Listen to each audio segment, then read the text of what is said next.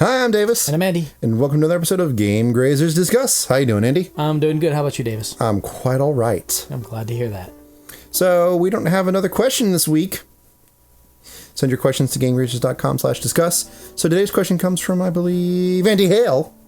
Yes, it's my moment to shine. Yeah. I hope I don't blow it. All right. So, relatively recently, Sony, of course, announced that they were hiking the yearly cost of their PSN. Is it Gold, I think? No, that's Xbox Live. Yeah, it's a good thing I don't have a PlayStation. Yeah. So they hiked it up a little bit more, and so that got me to thinking that, certainly originally Microsoft did it to Xbox, and then, of course, Sony reacted and said, hey, they're making a crap load of money by charging for online play, so let's go ahead and add our own little pay tier. So my question is, do we feel that this sort of for-cost subscription on consoles has helped video gaming, in larger terms? That's my question. That's a really good question, Andy. What do you think, Davis? You got some opinions? It's hard to say because most of my online gaming options tend to skew towards the low cost of free. Last I checked, Steam is free, and last I checked, Nintendo was free. As much shit as people will give Nintendo's online services, it still costs you nothing. And of course, Steam is still offering pretty cheap prices for their software. Nintendo, not so much. But that's all right. So when you're talking about online subscription services, are you talking about online you have to pay to play games online, or you pay where with PSN or Xbox where you get free games? Oh, well, no, I'm actually counting both of those things. But what I'm trying to say is is it a good thing that the console gamers have to pay for their online play? And is it counteracted by this bonus of free games that these subscription services offer? I mean, like I said, it's not an area I have much expertise in, but I just sort of when I had a 360, and I did have a gold membership, there's not a lot of games on consoles that I have a particular interest in playing online. The few games I would play online tended to be, I played Rock Band. Oh, you can play it online? Yeah. Shows how much I played that. And when they briefly had it, which I would still pay for Xbox Live if they had it, was 1 versus 100.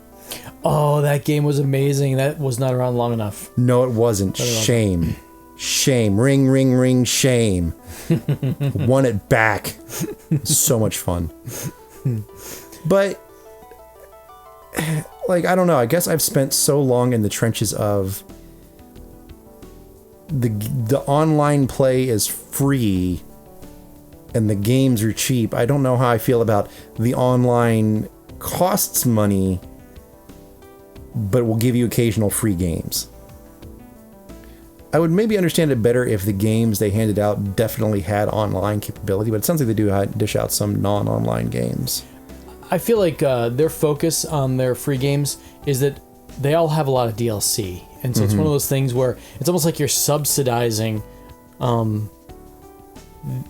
if you buy the DLC, you're kind of subsidizing these free games, already, even though you've already paid for a subscription for the service. I mean, I don't think the idea is bad, because I mean it's no doubt that server hardware and architecture is expensive to own and operate and maintain, and you have to have something kind of, otherwise MMOs wouldn't charge you a monthly fee.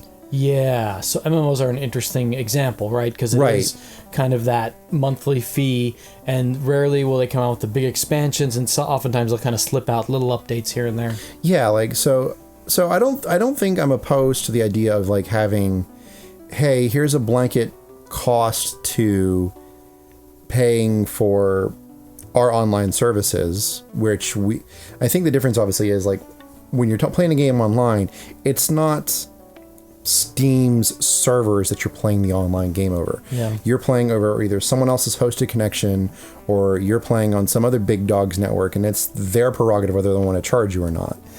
Same as it is with MMOs, but at least that option is there. So, but if I got a PS4 and I wanted to play a game online, I have to have that service.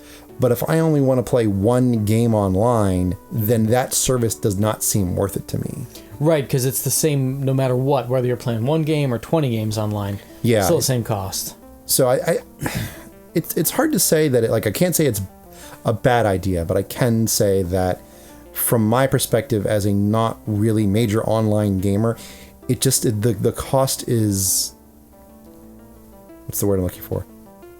I can't. Extraneous. It's extraneous. Yeah. I can't rationalize the thought of paying that amount in my mind for a portion of the service I'm barely going to use. I would definitely probably do it for the free games. Yeah. Which I think is a great augmentation to that service, but I can't rationalize it for online gameplay alone.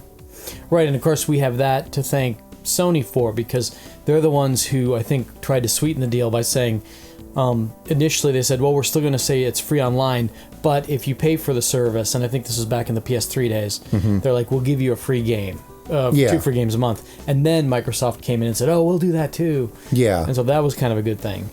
Yeah. I mean that's just a general economic idea where you introduce a bit of competition or something different that people latch on to, like say motion controls, and then other companies whose name starts with S and M follow suit and do very poorly with it.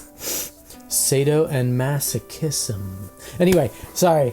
Speaking of which, I think it's a bad thing for the business in general. I do feel like PCs staying free is a good thing. I feel like Steam really led the way in saying, hey, look, we're not kidding anyone. Digital distribution is way cheaper than physical media. Yeah. So we're going to go ahead and we're going to, maybe there's times where the software is a little bit on the expensive side, but we'll give you deep discounts at certain times. And so if you're paying attention and it's something you want, you can get it for reasonable, considering they're just pushing bits through the internet to your PC. Yep. And so I think it's been a bad thing. And they can never sell out.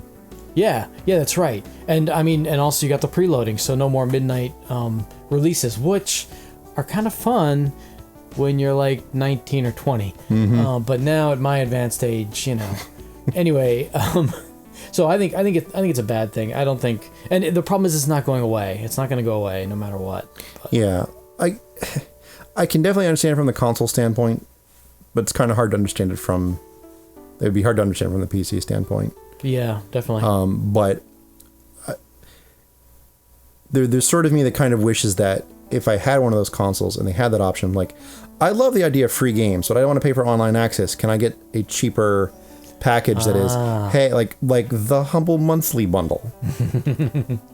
I'll pay you a subscription for a small few games every month that are then mine to play with as I please. Yes. Yeah, I think they could definitely do well with that. That would make sense. Yeah. So anyway, thank you, Andy, for that incredibly awesome question. That was a great question. Well, thank you. Sure, no problem. Yep. So if you have a question that you would like us to discuss, please send it into GameGrazers.com/discuss. We need more questions. Shame on you. Shame on Microsoft for letting 100 versus 100 die. And thank you, Andy. No shame for you, except for being a nasty person. What can I say? And we'll catch you next time. Bye. Ciao.